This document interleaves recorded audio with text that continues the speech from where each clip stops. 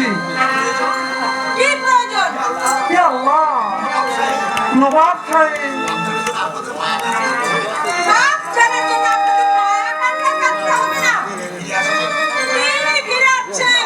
ইয়া আল্লাহ, আমি যে তার কাছ থেকে আসছি। কেন? তুমি কিছু বলে পাঠিয়েছো?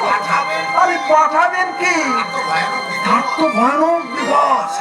খাঁ সাহেব, ইয়া আল্লাহ, এখন এতক্ষণ আছে কি নেই? কি বলছো? ডাকাত ভাইদের কাছে গিয়ে হঠাৎ অজ্ঞান হয়ে পড়েছে। তারপর থেকে বিড়বিড় করে যেন কি বলছে, খাঁ সাহেব, শুধু আপনার কথাই বলছে। বাপ জানো অসুস্থ। হ্যাঁ আপনি তাদের আস্তানা করছিলেন। হ্যাঁ, তাদের লোক শিবিকা নিয়ে অপেক্ষা করছে। আমি যাবো, যাবো আমি। বাপ জান, বাপ জান।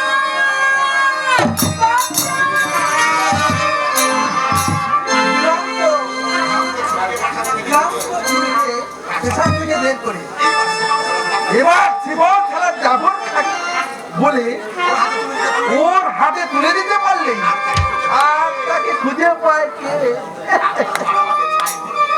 আমার মারা মধ্যে ছেড়ে পড়বে।